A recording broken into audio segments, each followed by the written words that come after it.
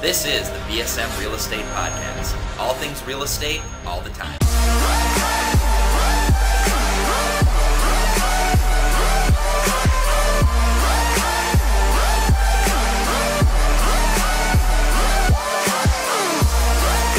Hi everybody, thanks for joining us again at the VSM Real Estate Podcast. Today we'll be going over something a little bit different, not necessarily investing. We'll be looking at buying your first home. With us today to share his information is Brian Schroeder. Hey Daniel. And we have also with us Brianna, who's going to give us the first-time homebuyer's perspective. Hi Daniel. Can you give us a little bit more info about what you're looking for and what your general thoughts are on buying a property right now? Absolutely. So I have been with VSM Real Estate as the operations manager on the property management side. So I have been exposed to real estate over the years, but I have not bought a property yet. And so I have several questions, even though I've been exposed to real estate over the last few years. Got it. Perfect. Why don't you start listing off a few of those, and Ryan can give you a little bit more info, and we'll take it from there. Absolutely. Cool. So I've decided to buy my first property. Finally. Yeah. What's my next step? Well, the very first step in the home buying process is, unless you're a cash buyer, you need to get your mortgage financing arranged. You need to know what you can qualify for so that you know where you should start looking. And then once you've established that, the next step is kind of figuring out what areas you'd like to look in, what types of properties. There's obviously condos, townhomes, single family, duplexes, things of that nature. Have you put much thought into what you're thinking about as far as type of property? I haven't, but I'm thinking more a single family, potentially a townhome. Okay.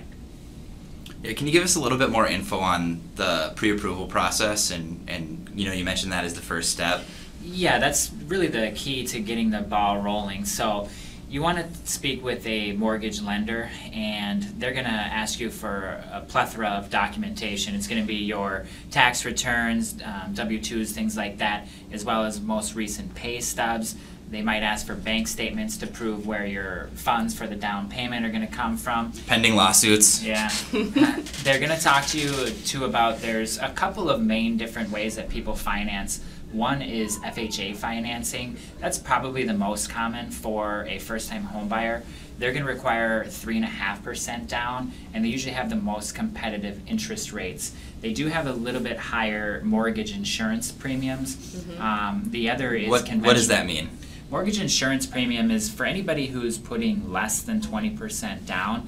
They're in a higher risk of default, so the lender requires an insurance basically so that if you were to default, this insurance would kick in and pay them so that they're made whole. And they actually default meaning not paying your mortgage on time. Correct. If you don't pay your mortgage, if you foreclose, and so the bank actually charges you for their risk. Foreclose being? That's basically if you don't make your mortgage payments for a certain period of time, the bank can repossess your house. So, got it. It's serious business. Right. Want to avoid that. Just want to make sure we get all that information out for new people coming. I take for granted that those aren't common terms to everybody. So. Absolutely. Great. So there is one other type of financing too. I wanted to interject there, Daniel. The other is conventional financing, and that. They do have programs now where you can do as little as 3% down with conventional financing, but typically people will use conventional if they're doing 10 or 20% down. The advantage is that there's lower insurance premiums on it. It's a little bit of a faster process. You're not dealing with the government, you're dealing with just a bank. So it's a few less parties involved. Okay, and so what do I do if I can't afford a down payment for either loan, FHA or conventional, then what? There is an option in Minnesota. The Minnesota Housing Finance Agency can help qualified persons with down payment assistance. The minimum that you would have to be able to come up with in that situation is $1,000. So, and sometimes the MHFA will either lend you the money and you have to repay them, or sometimes it can be given to you. It's kind of like a gift if you live there for a certain period of time. There's a lot of rules in place, but generally speaking, most buyers should be planning on 3 to 3.5% down as kind of the entrance fee to owning a home. there's typically less hoops to go through doing it that way compared to doing the $1,000 down payment option. You have to take a class. You're generally paying more in fees, interest rates, that type of thing too. Yeah, that's correct. So it's a little bit more of a cumbersome process.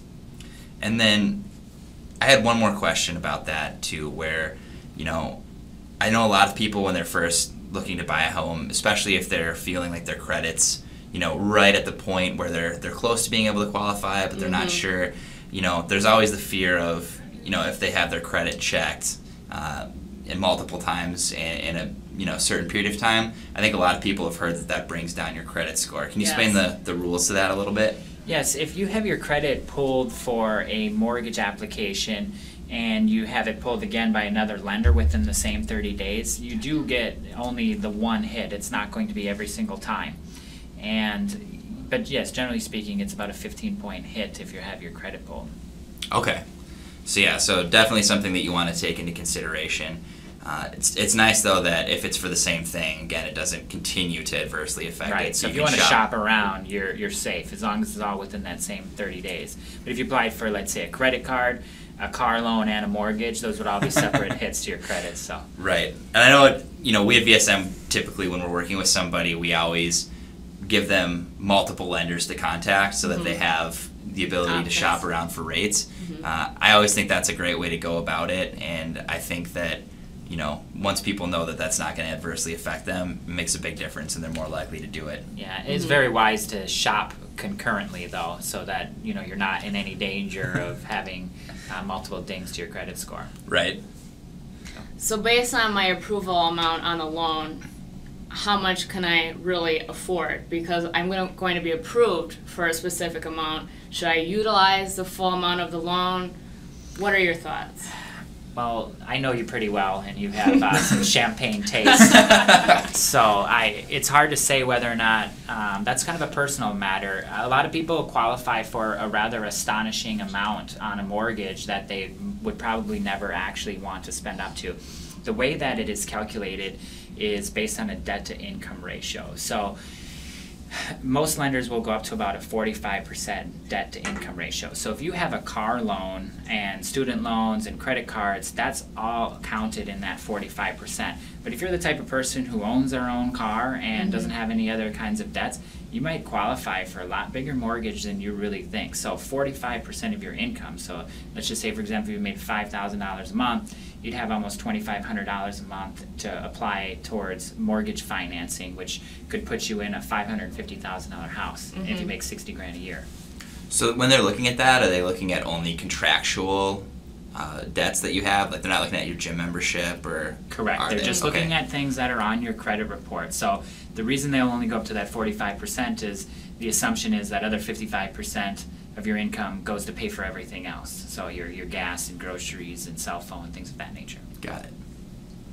And then as far as how much you qualify for, there's a little rule of thumb that I just kind of calculated earlier today. For every $10,000 that you finance at 3.5% for 30 years, you're looking at about a $45 a month payment. So $100,000, $450. Now that's just the mortgage piece of it. That's not including the taxes and the insurance. So if you really like this other house and it's say $30,000 more than another one, you're really looking at a $135 a month difference. So you just have to look at your budget and see is it worth that extra $135 or not, and that's a decision that each person has to make. Okay. So it sounds like once you grasp this information that it seems quite easy to know potentially the direction you need to go in. So can I just do this on my own, or do I even really need a real estate agent? You know, there are a lot of tools that are available to the public so you can do your own research like Zillow and things, but you're going to be limited on what information you have access to, and even getting into most houses. The vast majority of homes that are for sale are listed on the MLS. The only way to gain access to that property is through a licensed realtor. So we are a real estate company here. We're realtors, so we obviously would advocate for using a realtor in that transaction. They're also going to be able to help you out with not only just gaining access, but doing the paperwork, the forms, leading you through the transaction, making sure that your inspection and your appraisal and the title work and all that, and the financing, everything goes smoothly. Okay. I always kind of liken it to, when you're buying a house, and you're using an agent, you don't really pay them for it. The seller's agent actually pays them, so there's nothing really out of pocket for you to use. When you sell a house, then you do have that expense again, and I'd highly recommend it at that point as well. But on your first go around, you basically get like a free real estate butler who takes you around and is contractually obligated to serve your best interest all the time. Yeah, very good point, Daniel. You might as well take it, right? Like Right. if someone offered you a free maid, you'd probably take that too. Right. And with that being said, though, so you do decide to work with an agent, what dictates a good agent or the best agent? Some people, we all know lots of real estate agents, not just because we're in real estate, but there's a plethora of real estate agents. So what sets one apart from the other? That's a good question.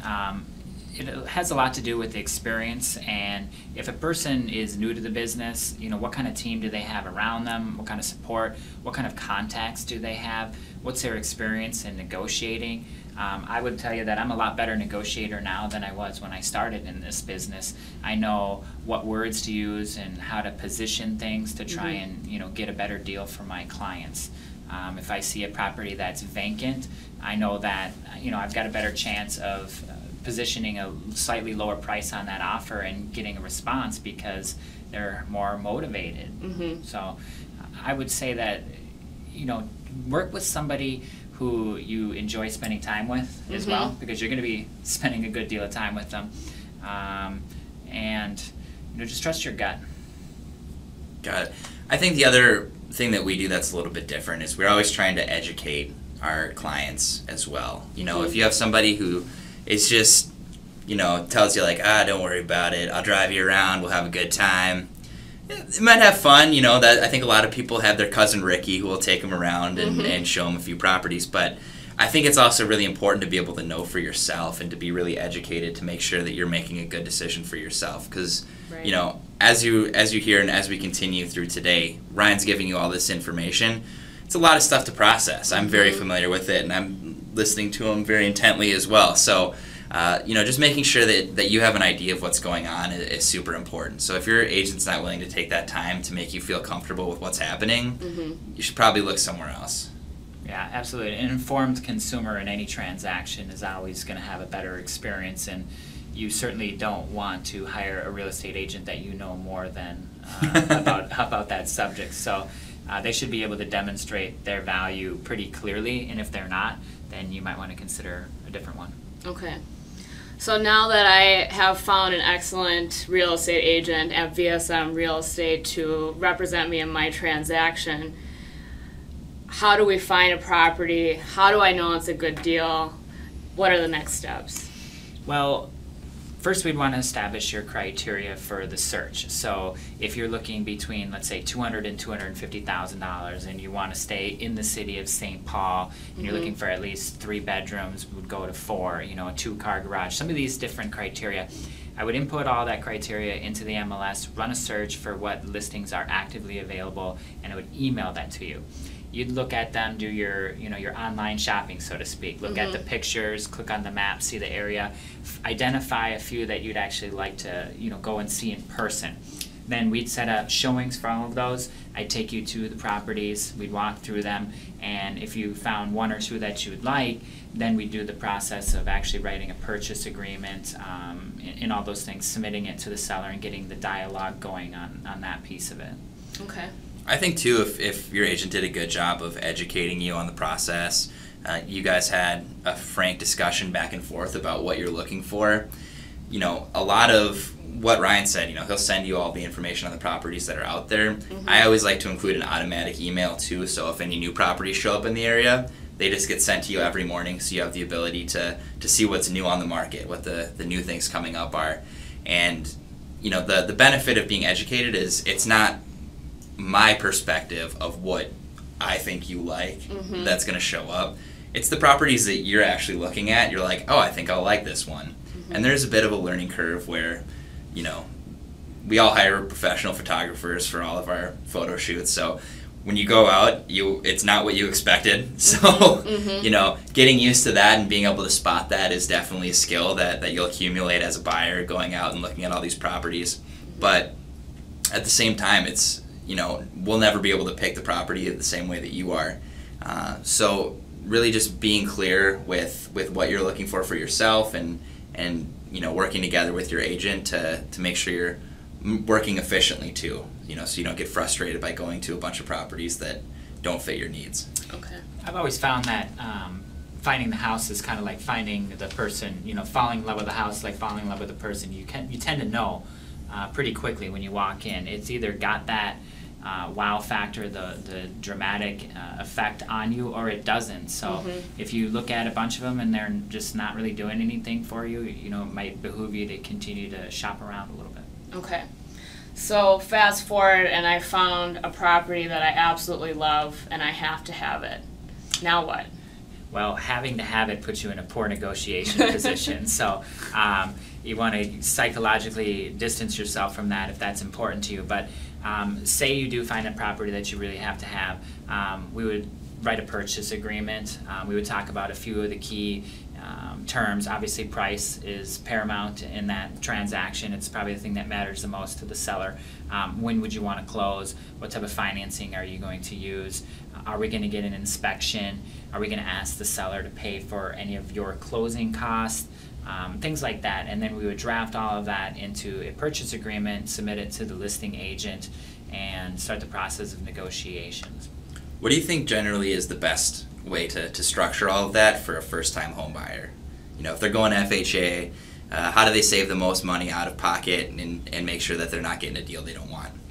Well, for first-time home buyers, cash is usually the biggest factor, cash in hand. So one of the ways that you can really limit your cash outlay is asking the sellers to pay your closing costs. So let's say, you know, you're buying a house for $250,000. You might offer them $255,000 with $5,000 towards your closing costs. It saves you from having to come up with both the 3.5% down and the $5,000 in closing costs. There are a couple of other items that are going to be a cash outlay during this process. If you choose to have an inspection done, those are usually about $350 to $450. I do typically recommend them, especially on single-family houses, because you know you have a roof and you have a structure and electrical and all these different things, and trying to save $350 now might cost you $10,000 later. So, discussing the inspection, if it doesn't go well, what's your happens? recourse? Right. Yeah. Well, the way that the inspection contingency is written in the purchase agreement, you have a certain period of time to have it done, and then you have to report back your findings. So let's say you find something that you weren't aware of, you can either use that to back out of the deal, or you can say, well, I'd really like you to fix these items, or I'd like you to reduce the price by X amount. And then if the seller doesn't agree to what you're looking to do, then you have contingency in which you can use to back out of the agreement. Okay. And the normal course of business that happens with pretty much every residential purchase is there's always that inspection contingency, because it's just such a great value for what you're getting. You know, $400 to know really what you're buying. But what it also does is it usually reopens negotiation to the buyer's benefit. Right. It's definitely something that sellers loathe about the process, because, like you said, it does potentially open up for renegotiation. But from a buyer's perspective, we're talking about first-time home buyers, this is really critical to you. You know, you don't want to come into something where you're spending every penny you have just to put the down payment and then having to walk into costly repairs. So asking the seller to do those things prior to the sale is going to really benefit you long term. And generally, you try and be pretty, good-natured about it. I've had people on inspection contingencies come back after the inspection and say, yeah, we don't like the color of paint on the floor, and ask to be repainted. It's like, you needed an inspection for that? Right. I'm not sure. But, technically, they can still do it. Yeah, we're seeing things typically like radon levels come back Right. at 5, and we're asking for a radon mitigation system, or the roof has a leak over here, or the GFIs need to be replaced in the kitchen, things of that nature. Yes. What's a GFI? A ground fault interrupter. It's a type of outlet. So if you have them, near water in the kitchen or the bathroom or something like that, that way if there's an electrical short, it just cuts power to that outlet versus starting a fire. Perfect. Okay. I'm just making you define stuff all day here. You got it. I'll try not to use more acronyms now. So let's just go back for a second to closing costs. What can you typically expect for those on a typical purchase? Well, there's usually going to be an origination charge by the lender. I see those between 0.5% and 1% of the loan amount. Some of them will have flat fees. There's going to be title insurance, there's going to be appraisals, there's going to be credit and underwriting fees, doc fees, things of that nature. There's going to be a mortgage registration tax. As far as how much they're going to be, it's hard to appoint a percentage to something like that, because a lot of those are just a fixed dollar amount. So if you're buying $1 million house, it's less than 1% of the transaction size. But if you're buying a $100,000 house, it might be 4% of the transaction size. But generally speaking, $3,000 to $6,000 in that range is going to be what you should expect for closing costs. Okay, so definitely important to get someone else to pay for that if you can. Absolutely. Right. So we all know that the real estate market is hot, especially in the Twin Cities metro. And what happens if I love a house and there's already been an offer put in? It depends if they've already accepted the offer. Having another offer in doesn't necessarily preclude you from having the ability to throw your hat in the ring. So if they haven't accepted the offer, what they're going to do is they're going to let you know that it's a multiple offer situation. You can still submit your offer. Sometimes they'll call for highest and best offers, where basically they counter everybody and say, show me what you've got, and then you can try and come over the top of the other buyer. Now, if they've already accepted the offer, you can put in an offer that's kind of a secondary offer, a backup offer, but typically speaking, people don't do that. They would rather just move on and look for something else. If you find that you look at 2 or 3 properties and they both go before you even get a chance to throw your hat in the ring, well, then the type of property that you're looking for is in an ultra competitive market, and that's why it's important to have a realtor put you on a email mailing list, so that as soon as something comes up that meets your specific criteria, you know about it, you can look at it that same day. You can even throw out an offer sight unseen with an inspection contingency just to get into the driver's seat on the deal, and then use that inspection contingency to go and look at the property, evaluate it, and back out if necessary. Good to know. Yeah. It's your $400 way to make sure you're the only one looking at it at that time. Right. Absolutely. It's all about controlling the deal at that point. Right. So what other questions do you have? I think we didn't really discuss insurance on properties. No. When, if you're buying a house, like a single family house, you are going to have a little bit of a greater insurance expense, because you've got to insure the entire structure. If somebody were to slip and fall on your property, things like that. If you're buying in a townhome association or a condo association, there generally is a insurance master policy, which is going to cover the majority of things, and then all you're really left to cover is your personal belongings on the inside. It's called an HO6 policy. It's very similar to a renter's insurance policy. They're cheap, usually like $15-20 a month, something like that. But that's kind of one of the last things. The only other thing I can think of that's important to look at is the taxes. Every property is going to have some level of property tax associated with it. Some of them are going to even have assessments associated with them. So let's say if you're looking at a single family house and they just redid the roads in front of it, there could be a $150 a year assessment for 10 years or something to pay for your portion of that road. So you want to look at that.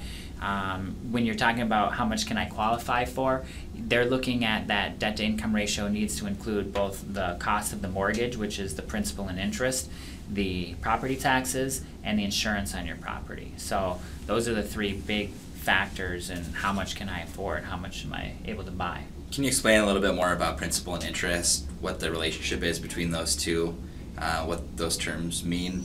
Sure. So if you were to borrow money from a bank and get a 30-year mortgage, for example, the payments, you'd have 360 payments, and of each of those payments, the majority of it to start is going to go towards the interest, and then a little bit of it is going to go towards the principal, and that ratio is going to shift just a little bit each month. So on a 30-year mortgage, though, I think you're looking at something like 90% of your first payment goes towards interest, and then just Dang. Right. And that's one of the advantages of a 15-year mortgage, is because 55% of the first mortgage payment is towards principal on a 15-year. So if you look at a total cost of borrowing that money, it's going to cost you a lot less to go with a shorter amortization or loan term. How much more is it going to cost me a month to do a 15-year loan term than a 30? That's a great question. So it's about 1.5 times the cost to go for half the loan term. So if your mortgage payment was around $1,000 on a 30-year, expect it to be around $1,500 on a 15. I thought I could stump him with that, but yeah, now we're at locked and loaded. No. It was with a shot. Try again. One thing that we missed that I think is an important consideration is talking about the earnest money process. Like, what is that? How does it work? How much do you need? And, sure. So the earnest money is something that's negotiated on the purchase agreement right away. So it shows the seller that you're serious and you're putting some money up. That money is typically held by the listing broker, and it's held in their trust account. So if you were to get through listing broker meaning the agent for the people who are selling the house. Technically the company that the listing agent works for. Only brokers can hold earnest money funds in their trust accounts. Got it. So, and it's kind of a good faith money is really what it is. So if you write a purchase agreement and you've got an inspection contingency and let's say a financing contingency, and both of those get lifted because you've deemed them approved, and you back out of the deal, then that earnest money would be non-refundable to the buyer and would go to the seller. That's their recourse for you backing out of the deal. But up until those contingencies are removed, typically the earnest money is fully refundable to the buyer. Got it. So, for example, an inspection doesn't go well, and it's not because of paint color, but it's because of a faulty furnace. What happens with my earnest money if I decide I want to back out? Yeah, so the moment you say that I'm out of this deal and you're within your inspection contingency, they have to promptly return your earnest money to you. Okay. Yeah. Earnest money is something I think that when people are looking at properties, it's something that's easy to overlook. So always making sure that, I guess for all the agents out there, to make sure you let your buyers know about it, and for the buyers to be aware that they need to have that somewhere ready to go. Because usually, if you're looking at places, you're like, I'm going to kick the tires a little bit. I'm going to see if there's anything that I'm interested in. And then you see that perfect house. When you put that offer in and it's accepted, you need to get that earnest money over to them. Yeah, you have 3 days from the acceptance of the purchase agreement to get the earnest money in, or else you're in default of your agreement. So, right. Have that teed up. Absolutely. Ryan, can you give us just a little bit of the story of you buying your first home?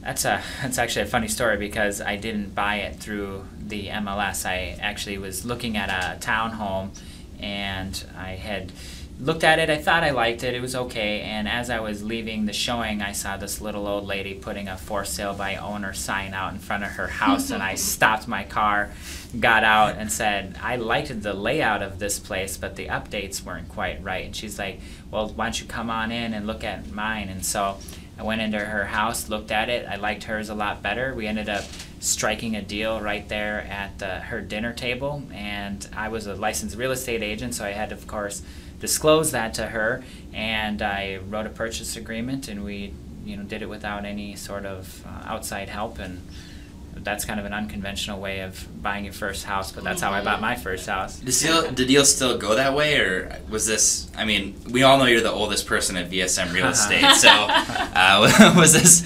did this happen a long time ago? Yeah, no, this was 2007. This was after Goran bought his first property, so this, okay. There was, business wasn't being done on dinosaurs or anything. I was enjoying high school, you're right. Yeah. But yeah, they can still go down that way. I mean, you're not necessarily precluded from buying real estate without a licensed real estate agent. If a buyer and a seller come together and they like the deal, they can write terms of a purchase agreement. They could hire a real estate attorney. Anything could happen as far as getting a deal done. Awesome. And absolutely, if you have somebody that that is looking to get their house sold, and you have that connection with them, why not? I have friends right now who are getting their first house for free, so can't really beat that. Right. Yeah. What's kind of been the market trend that you've noticed since you bought your first place? Oh, that's a great question. I bought my first house in 2007, so that's right when everything was kind of at the peak. The blood was in the water, but nobody really knew what was going to happen just yet. I think I bought it on a stated income mortgage and no money down, and those things don't exist anymore. In 2007, 2008, the market really started to turn downward. I think it bottomed out officially around 2011.